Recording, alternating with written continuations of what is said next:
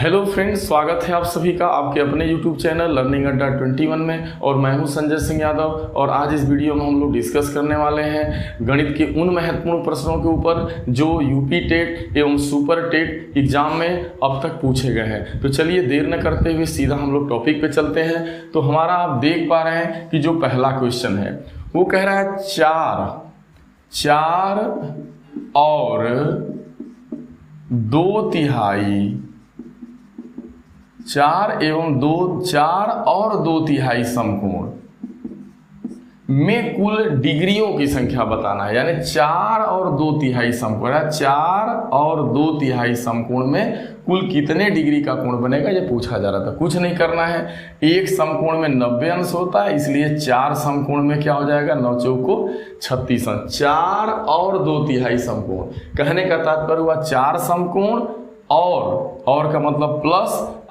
2/3 समकोण, यानी समकोण का 2/3, 90 डिग्री का 2/3 करना है। तो क्या हो जाएगा 30×3 60, 30×3 90 और 30 दूना 60। तो एक समकोण में क्या होता है, एक समकोण में 90 अंश होता है। तो 4 समकोण में क्या हो जाएगा, 9 चौको 36, 360 अंश ये, और ये आपका 20, 30 दूना के 60 अंश ये।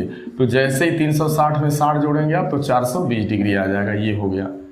अगला क्वेश्चन कह रहा है 4 और 1/3 समकोण। कह रहा है 4, दूसरा प्रश्न है, पहला ये था 4 और 2/3, 4 और 1/3 समकोण में कुल डिग्रियों की संख्या, कितने अंश का कोण बनेगा पूरा, ठीक है, डिग्रियों की संख्या। तो 4 और 1/3 समकोण, यानी 4 और 1/3 समकोण, इसका मतलब वो 4 समकोण और 1/3 समकोण, या यूं देखिए एक साथ ही है 4 और 1/3 समकोण। तो 4 और का मतलब 4 समकोण, यानी 4 गुणे 90 डिग्री, और धन क्या होगा 1/3 समकोण, यानी समकोण का 90 डिग्री का 1/3। अब जाके हुआ इसको आप कह सकते हैं 4 और 1/3, ध्यान देना, 4 और 1/3 क्या समकोण, यानी 90 अंश से मतलब। तो 4 समकोण यहाँ 9 चौको 36 क्या हो गया 360 अंश, और ये हो जाएगा 30 आपका 30 डिग्री, और मिला के हो जाएगा 390 डिग्री। तो यदि इस प्रकार का प्रश्न आए तो आप बड़े आराम से कर लेना। जितना आगे लिखा गया होगा, कह रहा है मान लीजिए यहाँ लिख देता 2 समकोण, कह देता 2 समकोण, सॉरी कहता 2 और, आपसे कह देता 2 और 2/3 समकोण। तो कुछ नहीं करना था, 2 और 2/3 समकोण का क्या मतलब हुआ, 2 समकोण करते आप, यानी 2 गुणे 90 कर देना है, और 2/3 समकोण यानी समकोण का क्या करना है, 90 का 2/3 करना। 30×3 90, 30 दूना 60, 180 में 60 आप जोड़ देंगे तो आपका हो जाएगा 8 6 14, 240 डिग्री समान। तो ऐसा क्वेश्चन आएगा तो मैं उम्मीद रखता हूँ बड़े आराम से आप कर लेंगे। अब हम लोग बढ़ते हैं नेक्स्ट क्वेश्चन की तरफ। देखिए अगला क्वेश्चन जो है ना, इस टाइप के बहुत ज़्यादा क्वेश्चन पूछे जाते हैं। जैसा कि दिया है कि एक त्रिभुज की तीनों भुजाएं जब ज्ञात हों तो वो त्रिभुज कैसा बनेगा, न्यून कोणी बनेगा, अधिक कोणी बनेगा, समकोणी बनेगा। तो आप जैसा कि देख पा रहे हैं कि त्रिभुज की 3 भुजा, मान लीजिए एक भुजा पहली भुजा, त्रिभुज की दूसरी भुजा और तीसरी भुजा। पहली है 5 सेंटीमीटर, दूसरी है 12 सेंटीमीटर, तीसरी है आपकी 13 सेंटीमीटर। तो इसमें त्रिभुज की तीनों भुजाओं को लिख लिया जाता है, और इसमें करते क्या है कि सबसे बड़ी भुजा का वर्ग किया जाता है। यदि मान लीजिए सबसे बड़ी भुजा का वर्ग आपने किया, सपोज दैट आपके तीसरी भुजा, जैसे मान लो आप एक भुजा ए है, एक भुजा बी है, एक भुजा सी है। अब इसमें जैसे जो सबसे बड़ी भुजा मान लीजिए कि लास्ट वाली ही आपकी आ रही है, तीसरी भुजा, तो यदि बड़ी भुजा का वर्ग 2 अन्य छोटी भुजाओं के वर्गों के योग के बराबर हो जाए, जैसे सबसे बड़ी भुजा का वर्ग करिए, 2 अन्य भुजा जो बच रही हैं छोटी वाली। अब इसमें मान लीजिए कि माना सी सबसे बड़ी भुजा है, ठीक है, मानते हैं कि लास्ट वाली सी सबसे बड़ी भुजा है। तो 3 भुजा हम लोगों ने ले लिया, ए ले लिया, बी ले लिया, सी। अब सबसे बड़ी भुजा का वर्ग करना है सबसे पहले, अब बाद में 2 अन्य भुजाओं का भी वर्ग करके क्या करना है, जोड़ देना है। अब देखना है यदि इन 2 छोटी भुजाओं के वर्गों का योग बड़ी भुजा के वर्ग के योग के बराबर हो गया तो त्रिभुज समकोण बनेगा। यह कौन सा कंडीशन है मेरे भाई? समकोण के लिए। अगर यही बड़ी भुजा का वर्ग बड़ा हो जाए अन्य दो छोटी भुजाओं के वर्गों के योग के, यानी बड़ी भुजा का वर्ग बड़ा हो जाए अन्य दो छोटी भुजाओं के वर्गों के योग के, तो जब बड़ी भुजा का वर्ग बड़ा होगा तो अधिक कोणीय त्रिभुज बनेगा, यहाँ समकोणीय त्रिभुज बनेगा। और अगर बड़ी भुजा का वर्ग छोटा हो जाए अन्य दो भुजाओं के वर्गों के योग से, तो यहाँ पर जो त्रिभुज बनेगा वो आपका न्यून कोणीय बनेगा। चलिए जो आया है क्वेश्चन पहले उसको देखते हैं कि यहाँ पे कौन सा आपका कोण त्रिभुज बन रहा है। देखिए यहाँ पे सबसे बड़ी भुजा आप देख पा रहे हो कि 13 सेंटीमीटर है, तो आपको बड़ी भुजा का वर्ग पहले करना है 13 का वर्ग, फिर दो अन्य भुजा का वर्ग करना है। एक भुजा है 5 तो 5 का वर्ग, और दूसरी वाली 12 है तो 12 का वर्ग कर दो आप।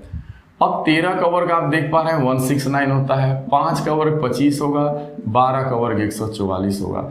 अब क्या करेंगे, जो दो छोटी भुजाएं हैं, जो सबसे बड़ी भुजा के बाद जो दो छोटी भुजाएं होंगी उनका वर्ग करेंगे, वर्ग करने के बाद उसको जोड़ेंगे। तो यहाँ 169 आ रहा है और इसको भी जोड़ रहे हैं तो 169 ही आ रहा है। इसका मतलब आप देख पा रहे हैं 169 बराबर यानी 169 बराबर 169 आ गया। इसका मतलब यहाँ पे बड़ी भुजा का वर्ग अन्य दो छोटी भुजाओं के वर्गों के योग के बराबर हो गया। इसका मतलब त्रिभुज क्या हो गया मेरे भाई? समकोण।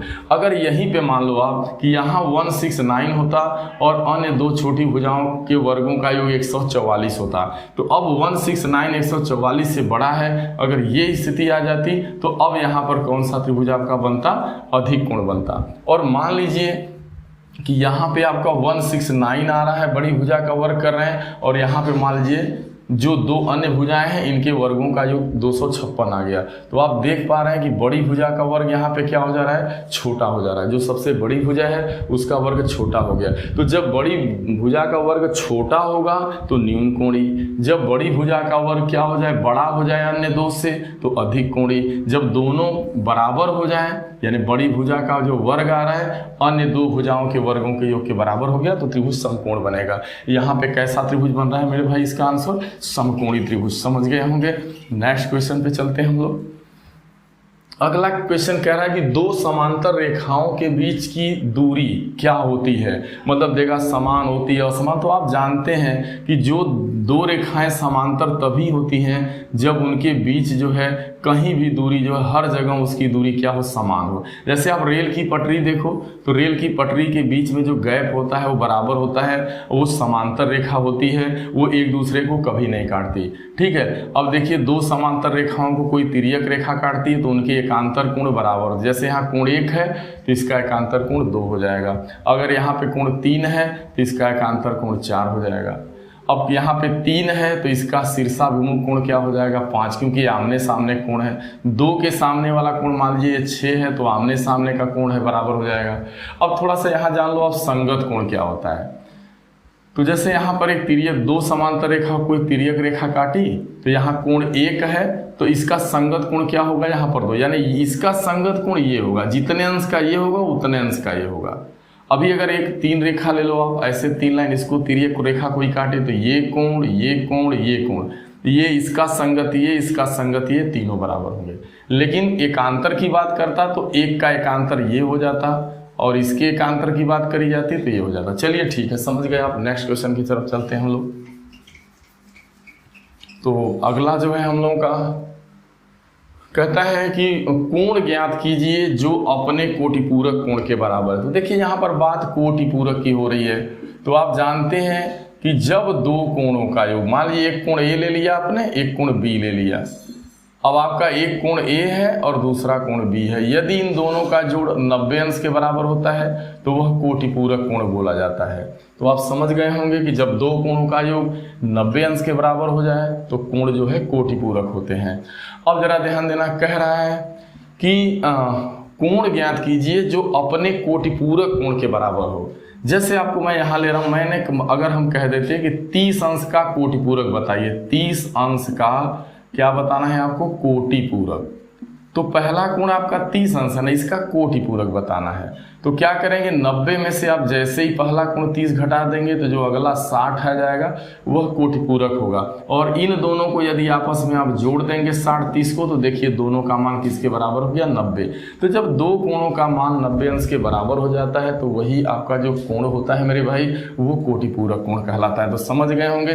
लेकिन यहाँ कह रहा है कि जो कोटिपूरक कोण का कोटिपूरक कोण आए वो दोनों आपस में बराबर हो। तो इसका मतलब आप जान रहे हैं कि जब दो कोणों को जोड़ो इनका मान 90 के बराबर होता है तो कोटिपूरक होता है। लेकिन यहाँ दोनों कोण बराबर होने चाहिए। बराबर का मतलब कोण ए का मान किसके बराबर हो जाए, कोण बी के। तो चलिए यहाँ पर कोण ए लिए हैं और ये कोण बी है, बराबर 90 होता है दोनों। अब कोण ए को कोण ए ही रहने दीजिए, कह रहा है उसी के बराबर अगला भी हो, तो हम बी को कोण ए लिख सकते हैं। तो 90 हो गया, यानी दो कोण ए बराबर क्या हो गया, 90 हो गया। यानी 2 से काटेंगे तो कोण ए का मान 45 आ गया। आप जानते भी हैं कि 45 अंश का यदि कोटिपूरक निकालना हो तो 90 से 45 घटाएंगे तो 45 ही आएगा। यानी 45 का कोटिपूरक 45 ही होता है और 45 में 45 जोड़ देंगे तो क्या आ जाएगा मेरे भाई, 90। जैसे आपसे कोई कह दे,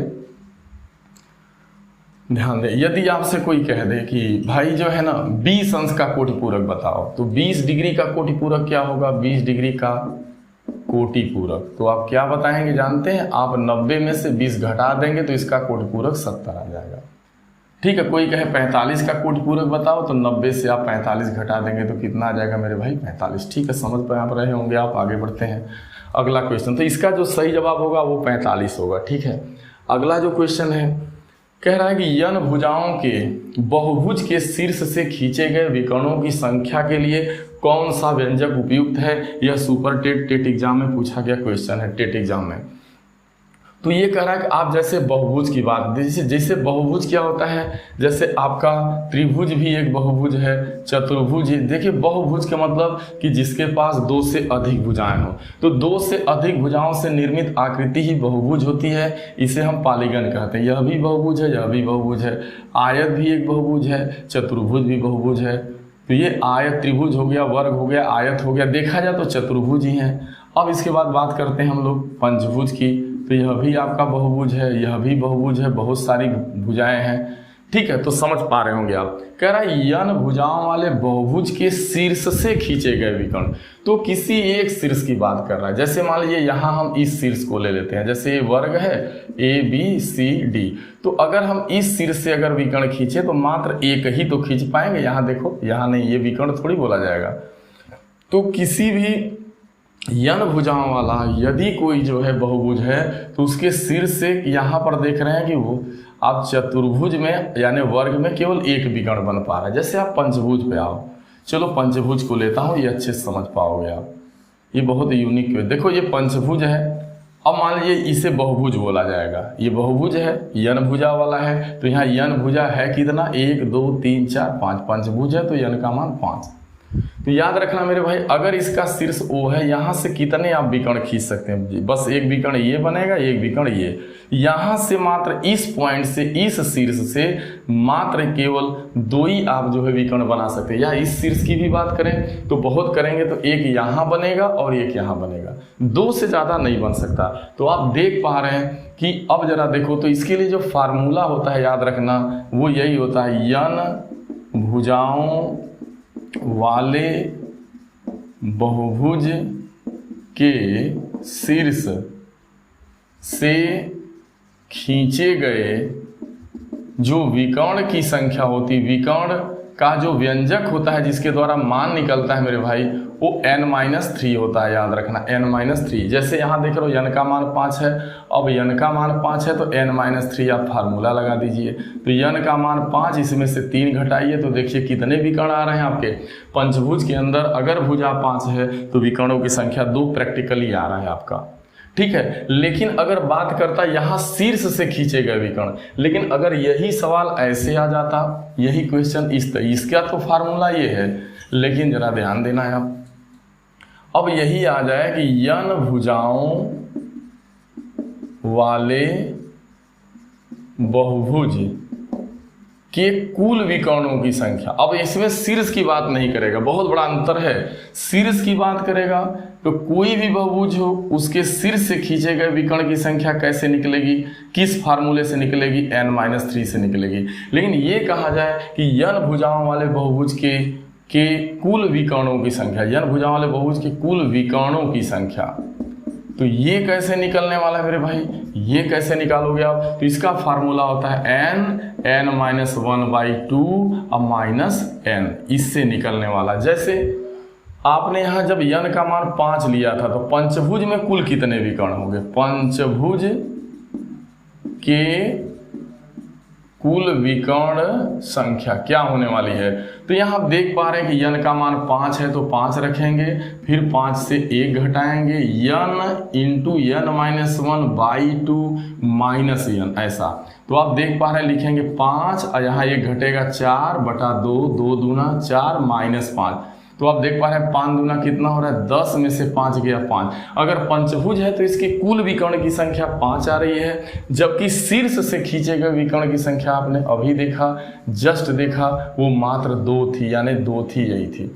तो शीर्ष से खींचे गए विकर्ण के फार्मूला n-3 होता है किसी भी बहुभुज का। मैंने यहाँ एक उदाहरण पंचभुज का लेके समझाया है। जैसे अगर आप चतुर्भुज का आयत का लेंगे तो आयत में देखिए मात्र 2 विकर्ण होते, कुल विकर्णों की संख्या क्या होती है यहाँ पे 2। लेकिन शीर्ष से खींचे गए विकर्ण की बात करेंगे तो उसकी संख्या इसमें किसी एक शीर्ष से, अब इसमें आयत है, इसका कोई एक शीर्ष लेंगे, ये शीर्ष लेंगे, मान लीजिए यहाँ A है, B है, C है, D है, तो अगर इस आयत में शीर्ष की बात करेंगे तो मात्र A शीर्ष से केवल एक ही विकर्ण खींचा जा सकता है। तो ये याद रखना है कि कुल विकर्णों की संख्या का फार्मूला अलग होता है, शीर्ष से खींचे गए विकर्ण का फार्मूला अलग होता है। शीर्ष से खींचे गए विकर्णों की संख्या बहुभुज में कम होती है और जो है कुल विकर्णों की संख्या बहुभुज में ज़्यादा। जैसे आप यहीं पे देख लो, एक अगर आयत की बात करोगे तो इसके विकर्णों की संख्या देखो आपकी कितनी होगी मेरे भाई, 2 होती है। लेकिन अगर शीर्ष से खींचे गए विकर्ण की बात करेंगे, अगर इस शीर्ष से खींचा जाए तो मात्र 1। तो शीर्ष से जो देख रहे हैं विकर्ण की बात करेगा तो 1, लेकिन कुल विकर्णों की संख्या इसमें क्या है, 2। ऐसे ही अगर आप पंचभुज में जाओगे, समझ लो आप एक बार और अच्छे से, तो पंचभुज के शीर्ष से खींचे गए विकर्ण की संख्या मात्र क्या होने वाली है, यहाँ O से खींचेंगे तो 1 और ये 2 होगी बस। लेकिन अगर यही आपसे कोई कह दे कि जो है पंचभुज है और इसके कुल विकर्ण की संख्या, देखिए मैं बता रहा हूँ, एक विकर्ण ये हो जाएगा, एक विकर्ण ये हो जाएगा 2 और एक हो जाएगा 3, एक हो जाएगा 4, एक हो जाएगा 5। जैसा कि आप फार्मूले के द्वारा भी देखे हैं तो इसका फार्मूला होता है n इंटू n-1/2 -n, ये कुल विकर्ण के लिए, ये टोटल विकर्ण। और यहाँ पर इसका फार्मूला क्या है शीर्ष वाले के लिए, तो आप समझ गए होंगे शीर्ष के लिए n-3 होता है, n-3। जितनी भुजाओं वाला बहुभुज है 3 घटा दो, मान लो 6 भुजा वाला है तो 6 से 3 गया 3 ही, बस एक शीर्ष है। जैसे उसका भी मैं प्रैक्टिकल करके बता देता हूँ आपको। चलो ये थोड़ा सा समय ज़्यादा ले लिया, चलिए हम लोग नेक्स्ट भगते हैं, बात समझ में आ गई है। तो ये हो गया। अब अगला कह रहा है यदि किसी चतुर्भुज के विकर्ण समकोण पर समद्विभाजित करते हैं तो यह कैसा होगा। कह रहा है किसी चतुर्भुज, देखिए चतुर्भुज के अंतर्गत जो है आपका आयत भी आता है। देखिए आयत भी एक चतुर्भुज है, वर्ग भी एक चतुर्भुज है, और ये कह रहा है कि यदि कोई चतुर्भुज हो अब उसके जो विकर्ण हो ना वो एक दूसरे को 90 डिग्री पे काटते हो, यानी ऐसे काटते हो। गौर करना मेरे भाई, यानी यहाँ जो इनके विकर्णों का कटान बिंदु है वो 90 डिग्री पे कटे, तो आखिरकार ये कहा जा रहा है कि वो कौन सी आकृति बनेगी। तो हालांकि ये जो बनेगा वो आपका समचतुर्भुज बनेगा। ठीक है, अब चलो मैं वर्ग एवं समचतुर्भुज में थोड़ा डिफरेंस बता दूं अच्छे से। तो आप वर्ग एवं समचतुर्भुज में आज से अंतर जान लो, यहाँ बहुत ज़्यादा पूछा जाता है। देखो दोनों चतुर्भुज ही हैं, दोनों की समानता और दोनों में अंतर। समानता ये है कि इसकी भी चारों भुजा बराबर होती है और समचतुर्भुज की भी चारों भुजा। देखो ये वर्ग है, ये है आपका समचतुर्भुज, ठीक है मेरे भाई, ये है, इसकी भी चारों भुजा बराबर होती हैं। अब यहाँ का भी, इसकी दो भुजाओं के बीच यहाँ भी 90 डिग्री का कोण, यहाँ भी 90, यहाँ भी 90, और इसमें भी जो है आप देखते हैं 90 90 90 90 90। लेकिन इसके विकर्ण को जब मिलाएंगे तो ये आपस में बराबर होते हैं, बट इनके बीच यहाँ 90 का कोण नहीं बनता। लेकिन इनके विकर्ण आपस में बराबर नहीं होते, एक बड़ा होता है एक छोटा होता है, बशर्ते ये एक दूसरे को, जो समचतुर्भुज का विकर्ण होता है वो एक दूसरे को 90 डिग्री पर काटता है। लेकिन इसके विकर्ण L1 L2 अलग होते हैं, लेकिन इसके विकर्ण L1 बराबर L2, तो इसके विकर्ण समान होते हैं, इसके विकर्ण असमान होते हैं। जहाँ इसके विकर्ण एक दूसरे को काटते हैं वहाँ पे 90 डिग्री का कोण नहीं बनता, लेकिन यहाँ पे 90 डिग्री का कोण बनता है। तो जब जो है यदि किसी चतुर्भुज के विकर्ण एक दूसरे को काटे, उनके बीच 90 अंश का कोण बन रहा हो, तो वो कौन सा चतुर्भुज होगा मेरे भाई? समचतुर्भुज। चलिए आप समझ गए। अब नेक्स्ट क्वेश्चन पे चलते हैं हम लोग। जो अगला क्वेश्चन आया हुआ है वो क्या है? कहता है एक कोण का समपूरक कोण उस कोण, अच्छा, एक कोण का संपूरक कोण उसके कोटिपूरक कोण का 3 गुना है, तो कोण बताना है। तो चलिए मान लेते हैं, देखिए पहली बात, जब दो कोणों को जोड़िए उसका योग 180 अंश के बराबर हो जाए तो वो आपका क्या होता है? समपूरक कोण कहलाता है। ठीक है। अब कोटिपूरक, जब दो कोणों को जोड़िए उसका योग 90 अंश के बराबर हो तो वो कोटिपूरक होता है। अब कह रहा है कि कोई कोण है, तो मान लीजिए कि माना कोण यक्स है। ठीक है। माना कोण जो है क्या है? माना जो एक कोण है, माना एक कोण आप कोई ले लो, कह रहा ना कि एक कोण, तो माना एक कोण कितने डिग्री का है? यक्स डिग्री का है, ये मान लिया आपने। अब कह रहा है एक कोण का समपूरक कोण, तो कोई एक कोण यक्स है। अब यक्स कोण का आपको क्या बताना है? पहले समपूरक। तो यक्स कोण का समपूरक जो कोण होगा वो कैसे निकलेगा? जब आप 180 में से उस कोण को घटा देंगे। तो कह रहा है कि एक कोण का जो समपूरक कोण है ना, फिर क्या कह रहा है? उसके यानी उसी कोण के। अब मान लीजिए यक्स कोण का अगर आपको कोई कहे कोटिपूरक बताइए तब, तो अगर एक कोण यक्स हो उसका कोटिपूरक बताना हो तो कहेंगे सर 90 में से यक्स घटाएंगे। यक्स कोई एक कोण है उसका संपूरक बताना है तो 180 से घटाएंगे उसको। अगर यक्स कोण है उसी का कोटिपूरक बताना है तो उसको 90 से घटाएंगे।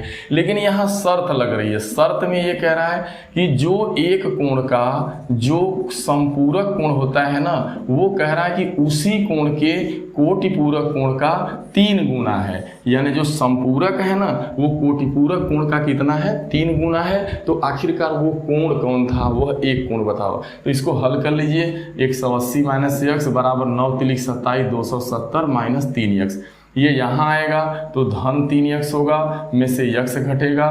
270 से आप जो है 180 घटा देंगे, क्योंकि ये घटेगा ये प्लस होगा तो यहाँ 2x बचेगा, ये 0 हो जाएगा। 17 तो 9 8 17 यानी 90 डिग्री। यानी जब 2x का मान 90 आ गया तो x का मान क्या हो गया? 90 का आधा करेंगे तो कितना आ जाएगा? 45 डिग्री। वास्तव में इसका जो आंसर होगा वो 45 अंश होगा। न विश्वास हो तो देख लो आप, एक कोण 45 अंश का है मान लीजिए, तो 45 अंश का है तो अगर 180 से आप 45 घटाएंगे तो 135 अंश आएगा। समझ रहे हैं बात आप? अच्छा ठीक है। अगर एक कोण आपका जो है 45 अंश का है तो उसका संपूरक कोण क्या होगा?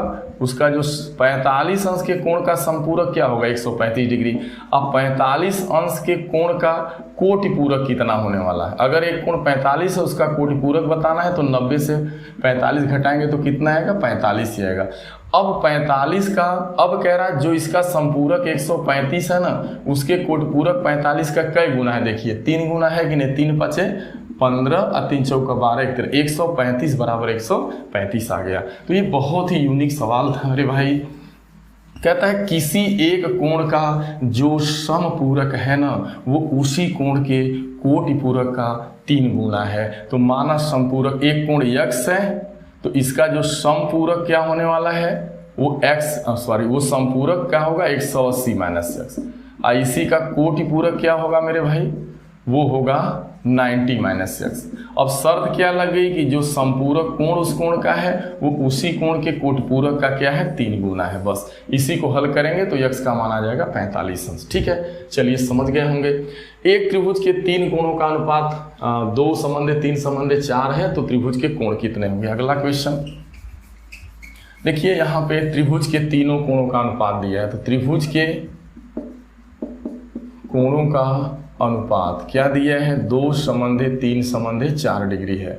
तो अब यहाँ त्रिभुज के तीनों कोणों का अनुपात दिया गया है और आपसे पूछ रहा है तीनों कोणों का मान। तो आप जानते हैं कि त्रिभुज के तीनों अंतः कोणों का योग कितना होता है, 180 अंश। तो आप मान सकते हैं यहाँ पे हटा के, चलो पहला कोण ये 2x डिग्री है, ये 3x डिग्री है और ये 4x डिग्री है, और इन तीनों का योग क्या होगा, आप जानते हैं कि त्रिभुज के तीनों अंतः कोणों का योग 180 अंश होता है। तो 180 अंश के बराबर कर देंगे, 4 3 7 2 9x बराबर 180 डिग्री होगा, 9 दूना 18, x बराबर 20 डिग्री। x का मान 20 डिग्री आ गया। तो पहला कोण क्या होगा, आप माने हैं 2x डिग्री, तो 2 गुणे 20 डिग्री, 20 दूना के 40 अंश। दूसरा कोण क्या होगा, 3x डिग्री माने हैं, तो 3 गुणे 20, 20 3 60 डिग्री होगा। तीसरा कोण क्या होगा, 4x माने हैं, तो 4 गुणे आप 20 करिएगा तो 20 चौका 80 डिग्री। इनको जोड़ दीजिए, 60 40 100 में जोड़ेंगे तो कितना हो जाएगा, 180 डिग्री। देखिए तीनों का जोड़ 180 आ रहा है, लेकिन ये सवाल इतना विस्तृत आपको लगाने की जरूरत नहीं है, मैं बता रहा हूँ मौखिक है। देखिए यहाँ तीनों का अनुपात दिया है जो 2 संबंधे 3 संबंधे 4। इनको मान लीजिए कि चलिए पहला कोण 2 डिग्री, ये 3 डिग्री, ये 4 डिग्री। तो 2 डिग्री 2 धन 3 धन 4 का मान क्या हो जाएगा, 180 के बराबर। यानी कोणों का मान, कोणों का तीनों कोणों का योग बराबर तीनों कोणों का योग। तो अब यहाँ 4 3 7 2 9, 9 बराबर क्या आ गया, 180। तो 1 डिग्री का मान क्या आ रहा है, 9 दूना 18 20। जब 1 का मान 20 है तो 2 का मान क्या हो जाएगा, 40, 3 का मान क्या हो जाएगा, 60, और 4 का मान क्या हो जाएगा, 4 दूना के 8 यानी 80। ऐसे लगा लेते हैं फास्ट। योग बराबर योग से तीनों कोणों का योग बराबर तीनों कोणों का। यहाँ पे 1 का मान आएगा, वहां पे x का मान आ रहा है। ठीक है, समझ में आ गया, हो गया। नेक्स्ट क्वेश्चन अगला है, कहता है 138 अंश के संपूरक का, 138 अंश के संपूरक का कोटि पूरक, ध्यान देना, 138 अंश के संपूरक का कोटि पूरक है, यानी उसमें क्या। तो देखिए 138 अंश का पहले तो लिखेंगे 138 अंश का संपूरक। तो 138 अंश का संपूरक कैसे निकलेगा मेरे भाई, 180 से 138 आप घटा देंगे, तो आप घटाइएगा तो यहाँ से 2 बचेगा, ये 1 दे दिया तो 7 यानी 42 डिग्री आ गया।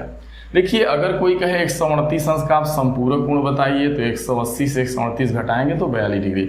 अब ये कह रहा है कि 138 के संपूरक का कोटिपूरक बताना है। अब संपूरक तो ये आ गया, 138 का संपूरक ये आ गया। अब इसका कोटिपूरक बताना है, यानी 42 डिग्री का आपको क्या बताना है, कोटिपूरक। तो आपको पता है कि 2 कोणों का योग जब 90 होता है तभी कोटिपूरक होता है।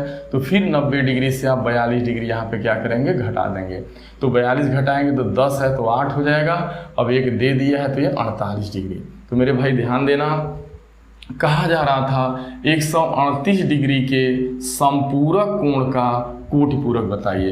तो 138 डिग्री के संपूरक, 138 डिग्री का संपूरक 42 डिग्री आ रहा है, और इस 42 डिग्री का हमको कोटिपूरक बताना है। तो क्या होगा, 42 डिग्री का कोटिपूरक बताना है तो 90 में से 42 घटा देंगे, जो आएगा वो हो जाएगा, यानी 48 डिग्री। ये सही हो जाएगा। चलिए ये भी हो गया आपका क्वेश्चन। अब अगला जो क्वेश्चन है, कहता है पंचभुज के सभी अंतःकोणों का मान बताओ। तो एक चीज ध्यान देना है आपको मेरे भाई, यन भुजाओं वाले, अगर यन भुजाओं वाले बहुभुज के सभी अंतःकोणों का योग कैसे निकलता है, कोणों का योग मेरे भाई, तो ये ध्यान देना है आप। इसके लिए मैंने जो है एक बहुत इस तरीके की वीडियो मैंने एक पॉलीगन के ऊपर बना रखी है, और आप उस वीडियो को यदि आप देख लेते हैं तो बहुभुज से संबंधित आपका कोई क्वेश्चन गलत नहीं होने वाला है। तो आप जाके देख सकते हैं उसको। तो यन भुजाओं वाले बहुभुज के सभी अंतःकोणों का योग पूछा गया है, तो वो कैसे निकलता है, तो उसका फार्मूला होता है 2n-4 × 90 डिग्री। इसी से निकलेगा 2n-4 × 90, जहाँ यन क्या है, बहुभुज के भुजाओं की संख्या। यहाँ देख रहे हैं 5 भुजाओं वाला है, तो यहाँ यन का मान क्या है, पंचभुज में कितनी भुजाएं होती हैं, 5। तो आप इस फार्मूले में रख दीजिए 2n-4 × 90 में। तो यहाँ पे हो जाएगा 2n का मान 5 - 4 × 90। तो आप 5 दूना 10, 10 से 4 गया 6, और 90 डिग्री। यहाँ 6 बचेगा, 6 में 90 से गुणा करेंगे 540 डिग्री। तो अगर पंचभुज है तो उसके जो है समस्त अंतःकोणों का योग, यानी ये अगर इस तरीके से कोई बहुभुज है तो इसके ये कोण, ये अंतःकोण, इन सभी अंतःकोणों का मान कितना होगा? 540 डिग्री। जैसा कि आप जानते हैं अगर यही चतुर्भुज होता तो इसके चारों अंतःकोणों का मान क्या हो जाता? 360। आप यहाँ रख के देखिए, यन का मान अब आप 4 रख के देखो। मान लीजिए कोई चतुर्भुज है तो 4 भुजा वाला होगा, यन का मान 4 तो रख देना, 2 × 4 - 4 × 90। तो क्या हो जाएगा? 4 दूना के 8 में से 4 गया, 4 बचेगा, 90। 4 में 90 का गुणा करेंगे तो 9 चौको 36, 360। ऐसे ही 6 भुजा वाला मान लीजिए है, षष्ठभुज के अंतःकोणों का मान ज्ञात करना है।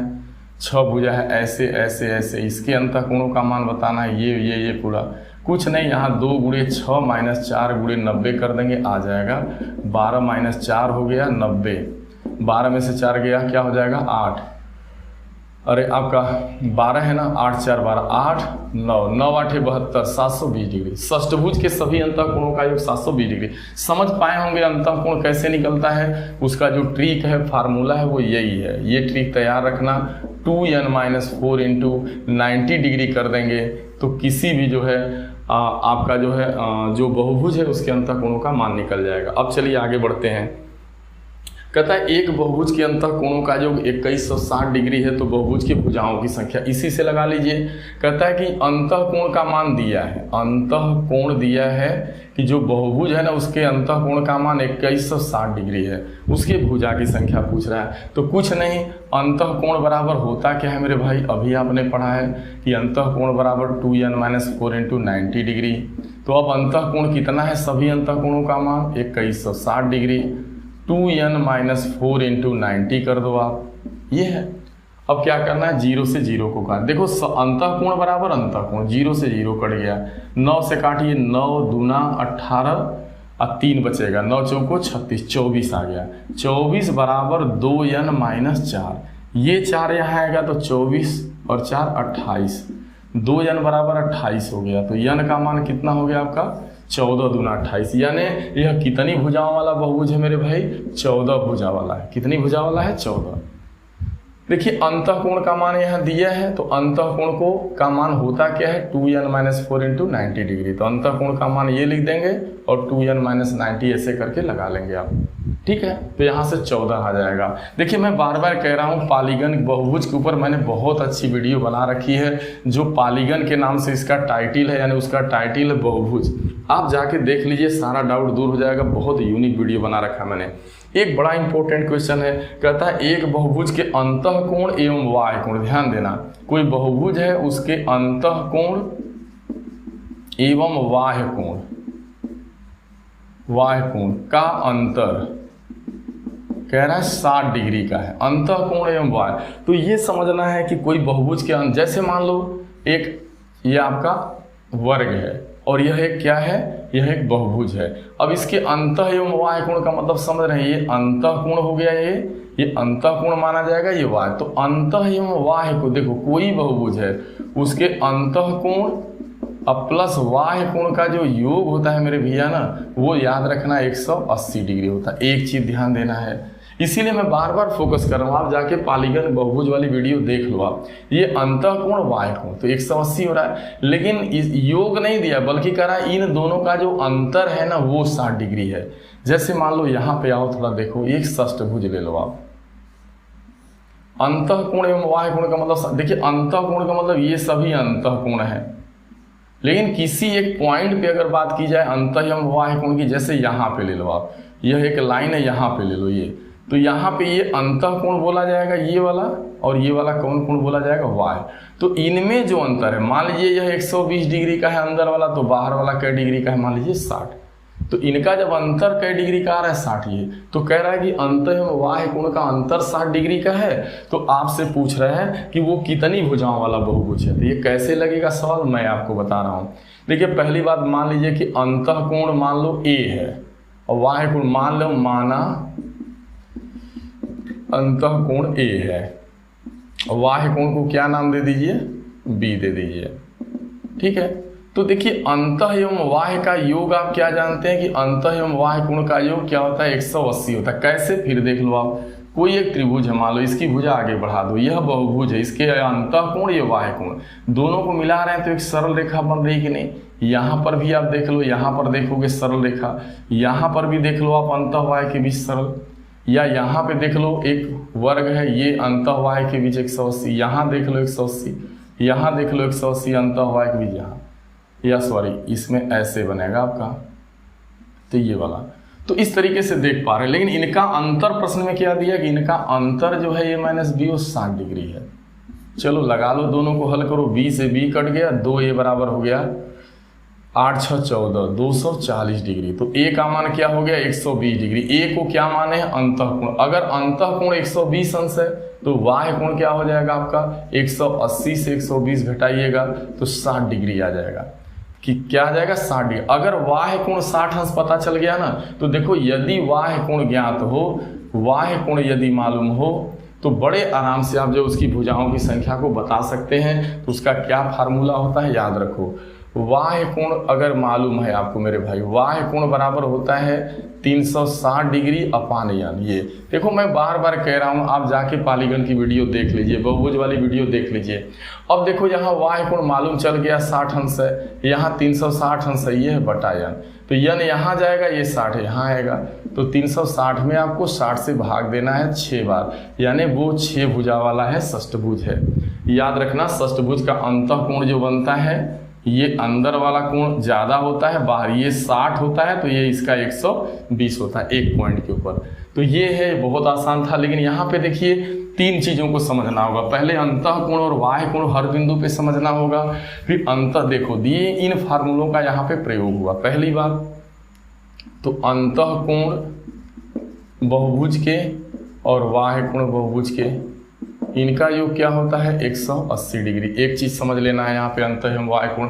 और दूसरी चीज जो आपको समझनी थी यहाँ पे प्रश्न में दिया था अंतः एवं, और एक चीज और है कि यदि बाह्य कोण तुम्हें पता चल जाए तो बाह्य कोण मालूम हो जाता है ना, तो 360 में भुजा की संख्या से भाग दे दो। या भुजा बताना है ना, तो भुजा बराबर होता है, भुजा बराबर होता है, यानी n बराबर होता है 360 में बाह्य कोण से भाग दे देना है। जैसा आप देख रहे थे कि दोनों कोणों का योग क्या होता है 180, अंतर क्या दिया था आपका 60, जोड़े थे 2a का मान 240 आया था, a का मान 120 आया था, b का मान 60 आया था। 60 है क्या बाह्य कोण 60 है, तो जितना आ जाए 360 में भागा दे दो। बाह्य कोण 60 आया, 360 में भागा दे दो, 6 बार गया। बहुभुज की भुजा की संख्या कितनी हो गई 6। अब आप समझ चुके होंगे। चलिए नेक्स्ट क्वेश्चन पे चलते हैं। अब अगला खत्म है एक बहुभुज। अब देखिए एक सरल रेखा पर स्थित बिंदुओं की संख्या कितनी होती है भाई। एक सरल रेखा इस पर स्थित बिंदुओं की संख्या कितनी होगी मेरे भाई, याद रखना अनंत होगी। यह आपका जो है यूपी टेट में पूछा गया, एक रेखा पर कितने बिंदु स्थित होते हैं मेरे भाई, अनंत। ठीक है, चलो समझ पाए, यह भी प्रश्न हो गया। किसी त्रिभुज एक त्रिभुजाकार प्रिज्म के शीर्ष कितने होते हैं, तो इसको समझाने के लिए मैं आपको ये कह रखा था, एक त्रिभुजाकार प्रिज्म के शीर्ष। प्रश्न आया है एक त्रिभुजाकार प्रिज्म के शीर्ष कितने होते हैं। तो ये 3D संरचना है, चूंकि यहाँ पे समझ नहीं पाएंगे तो इसके लिए मैं एक जो है आपको ले रहा हूँ उदाहरण स्वरूप। जैसे ये आप समझ पा रहे हैं कि यह प्रिज्म की संरचना ठीक ऐसे ही होती है जैसे कॉपी है, तो यहाँ इस कॉपी को आप ऐसे रख दो, अब ये प्रिज्म बन गया। तो प्रिज्म का यदि आपसे पूछा जाए कि प्रिज्म के पास कितनी सतहें होती हैं, कितने पृष्ठ होते हैं, तो याद रखो 1 2 3 4 और जो एक चिपका हुआ है 5, तो 5 होंगे। फिर से देख लो आप, 1 सतह, 2 सतह, 3 सतह ये वाली, ऐसी एक ऊपर वाली है आपकी 4 सतह और एक ब्लैक बोर्ड से लगी है 5। तो अगर प्रिज्म के बात करें, प्रिज्म के देखो प्रिज्म क्या है 3D संरचना है, इसीलिए तो जो है पूरा प्रदर्शन इस ब्लैक बोर्ड पे नहीं हो पा रहा है 2D होने के नाते। ब्लैक बोर्ड 2D है, ये 3D है। तो प्रिज्म के सतह, प्रिज्म के पृष्ठ या सतह की बात करेगा कभी ना, मान लीजिए हो सकता है यहाँ शीर्ष पूछा है, हो सकता है पूछ देता कि प्रिज्म के कितने पृष्ठ हैं, तो आप क्या बता पाते, 1 2 3 4 और एक ये वाला जो है आपका 5। तो ये 5 होता है। लेकिन यहाँ बात हो रही है शीर्ष की। तो पहली बात सुनो, किसी भी जो 3D संरचना वाली आकृति में शीर्ष कैसे बनता है। जैसे घन को ले लो, ये यहाँ पे जैसे एक क्यूब है आपका, तो इसमें कितने शीर्ष होते हैं? 8। देखिए जहाँ पर 3 विमाएं लगती है ना, वहीं पे शीर्ष बनता है। इसीलिए आप देखते होंगे कि घन के शीर्षों की संख्या 8 होती है। लेकिन इस प्रिज्म में कितने शीर्ष बनेंगे, चलो मैं बता रहा हूँ। देखो एक भुजा ये लग रही है, एक वाली ये 2, और एक यहाँ से आ रही है 3। तो यह एक शीर्ष बना कोना, 1 शीर्ष, 2 शीर्ष, 3 शीर्ष, 4 शीर्ष, 5 शीर्ष, 6 शीर्ष। आप देख पा रहे हैं 6 कोने बन रहे हैं। देखो एक कोना यहाँ बन रहा है, 1 2 3 4 5 6। तो यहाँ जो शीर्षों की संख्या है, यानी प्रिज्म के शीर्ष, तो प्रिज्म के जो शीर्ष होंगे उसकी संख्या क्या होने वाली है मेरे भाई? 6। तो यही आपसे पूछा गया, प्रिज्म के शीर्षों की संख्या 6, पृष्ठ के सतह कितने होते हैं? 5। ये प्रिज्म होता है, ऐसी आकृति जो आप देख रहे हैं ये इस तरीके से। ठीक है, तो शीर्ष देखो जरा एक बार और, 1 2 3 4 5 6। ठीक है, समझ आ गया आपको। अब चलिए आगे बढ़ते हैं। एक का क्वेश्चन और है, कहता हम एक त्रिभुज की रचना नहीं कर सकते यदि हमें दिया। अब देखिए बहुत परीक्षा में पूछा गया क्वेश्चन है कि आप जो है किसी भी त्रिभुज की रचना जो होती है ना, वो किस स्थिति में नहीं कर सकते आप। यानी कहता है किसी भी देख लो, हम एक त्रिभुज की रचना नहीं कर सकते यदि हमें दिया गया हो तीनों कोणों की माप। यदि आपको कोई त्रिभुज बनाना हो, तीनों कोणों की माप दे दी जाए, कोण ए दे दिया जाए, कोण बी दे दिया जाए, कोण सी। तो याद रखना मेरे भाई, यदि त्रिभुज के तीनों कोण ज्ञात हों और यदि आपको त्रिभुज का निर्माण करने के लिए कहा जाए तो निर्माण असंभव है। क्योंकि त्रिभुज का निर्माण तभी संभव होता है जब आपको कम से कम एक भुजा मालूम हो। यानी एक भुजा मालूम रहे, भले 2 कोण मालूम रहे, चल जाएगा। अगर जब तक एक भुजा नहीं मालूम है, एक आधार नहीं मालूम है, आप त्रिभुज का तीनों यदि कोण दिया गया है तो तीनों, अगर कोण त्रिभुज का बस दिया गया है, एक भी भुजा नहीं दी गई है, तो त्रिभुज असंभव होगा। तो ऑप्शन में रहेगा कि हम एक त्रिभुज की रचना नहीं कर सकते यदि हमें तीनों कोण की माप दी गई हो। तो यही उत्तर सही होगा कि हम तीनों कोण की माप यदि दी गई हो तो हम त्रिभुज का निर्माण नहीं कर पाते। अगर बाकी दिया है एक भुजा 2 कोण तब भी हो जाएगा, अगर 3 भुजा मालूम है तब भी हो जाएगा। लेकिन 3 कोण मालूम है तो त्रिभुज का निर्माण नहीं होगा। एक भुजा मालूम है, 2 कोण मालूम है तब भी हो जाएगा।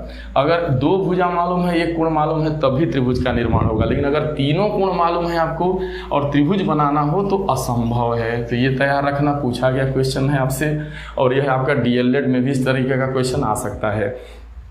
कहता है एक समबाहु बहुभुज के भुजाओं की संख्या ज्ञात करो जिसके 2 आसन्न भुजाओं के बीच अंतःकोण 140 है। देखिए यहाँ पे सम बहुभुज का अंतःकोण दिया है। सम माने बराबर, बहुभुज के अंतःकोण कितना दिया है? 140। ये बात जरा समझ लेना। कह रहा है 2 आसन्न भुजा, 2 आसन्न भुजा का मतलब संलग्न। जैसे मान लीजिए यही षष्ठभुज है, तो इसकी 2 आसन्न भुजा, यानी एक भुजा ये और एक भुजा ये, इसके बीच बनने वाला कोण कह रहा है। वो मान लीजिए दर्शा रहा है कि किसी समबाहुभुज का मतलब जिसकी सब भुजा बराबर हो। मान लीजिए यही एक षष्ठभुज समबाहुभुज है, तो सम का मतलब बराबर भुजाओं वाला कोई बहुभुज है, उसके 2 आसन्न भुजाओं के बीच बनने वाला अंतःकोण कितना है वो दिया है। मतलब ये बात बोला है कि किसी भी बहुभुज के एक अंतःकोण का मान 140 अंश है। तो देखिए उसके अंतःकोण का मान, प्रत्येक अंतःकोण, यहाँ पे एक अंतःकोण 40 अंश है, तो आपसे पूछ रहा है वो कितने भुजाओं वाला है ना। तो देखो मैंने एक बात और आपको बताई, बहुत तरीका। देखो अंतःकोण प्लस बाह्य कोण, इन दोनों का मान मैंने क्या बताया था? 180 डिग्री। अब अंतःकोण क्या आपके पास है? 140 डिग्री। तो यहाँ से बाह्य कोण पता कर लीजिए आप। तो 180 से घटा देंगे तो कितना आ जाएगा? 40 डिग्री। यानी यहाँ से मेरे भैया बाह्य कोण कितना मिल गया आपका? 40 अंश मिल गया। अब बाह्य कोण 40 अंश मिल गया तो कह रहा कितनी भुजाएं होंगी? तो भुजाओं की संख्या बराबर मैं बता चुका हूँ कि 360 में अगर बाह्य कोण से भागा दे देंगे तो कितनी भुजाओं वाला वो बहुभुज था पता चल जाएगा। तो 360 में आप जैसे ही 40 से भागा देंगे तो 4 9 36, वो बहुभुज 9 भुजाओं वाला था। उसके पास कितनी भुजा थी? 9। तो आपको एक अंतःकोण पता था तो वहाँ से आपने बाह्य कोण निकाल लिया। कैसे निकला कि अंतः एवं बाह्य कोण एक, प्रत्येक अंतः कोण एवं प्रत्येक बाह्य कोण का योग जो होता है वो 180 से ज़्यादा नहीं होता। देखो जैसे कोई भी आकृति ले लो, आप त्रिभुज ही ले लो, तो यहाँ पे ज़्यादा अंतः और बाह्य के बीच 180 बनेगा। तो जब अंतः 140 है तो अंतः 140 है तो बाह्य 40 बनेगा। जब बाह्य 40 बनेगा तो 360 में बस 40 से भागा दे दीजिए बाह्य से, तो तुरंत कितनी भुजाओं वाला है पता चल जाएगा। जैसे आपने देखा था वहाँ पे कि वहाँ पे जो है आपका जो है अंतः कोण 120 डिग्री आ रहा था, अंतः कोण मान लीजिए 120 डिग्री दिया है, ठीक है। तो बाह्य क्या हो जाएगा आपका डायरेक्ट है। अब क्या जोड़ दें कि 180 हो जाए 60, जब बाह्य 60 हो गया तो कितनी भुजाओं वाला होगा, बस 360 में बाह्य से भाग दे देना है। 360 में जैसे ही आप 60 से भागा लगाएंगे 6 भुजा आएगी यानी षष्ठभुज होगा। तो इस तरीके से ये यहाँ पे जो है आपसे लगभग जो है मैं 18 क्वेश्चन को लेकर के इस वीडियो में आया हुआ था। दोस्तों मैंने काफ़ी प्रयास किया, काफ़ी फास्ट तरीके से भी पढ़ाया, लेकिन इस वीडियो में आप लोगों की कमेंट आनी चाहिए। यदि आप इसमें कमेंट करते हैं मेरी रफ्तार तेज़ थी, ज़्यादा थी, या मेरी वीडियो बड़ी हो गई, या मैंने एक बार में ज़्यादा क्वेश्चन ले लिया, मैं ऐसी आपको जो है यूपी टेट, सुपर टेट से संबंधित मैं पूरी गणित की जो है कम से कम 20 सीरीज लाने वाला हूं। यदि इस वीडियो को आपने ज़्यादा पसंद किया, आपने लाइक दिया, आपने शेयर किया, यदि आप हमारे चैनल पे हैं तो आप हमारे चैनल को सब्सक्राइब करते हैं, यदि आप हमारा इसी तरीके से मनोबल बढ़ाते रहे तो मैं आपके बीच जो है आप घर बैठे मैं टेट एवं सुपर टेट की तैयारी आपको निश्चित रूप से जो है दे दूंगा। थैंक यू, धन्यवाद।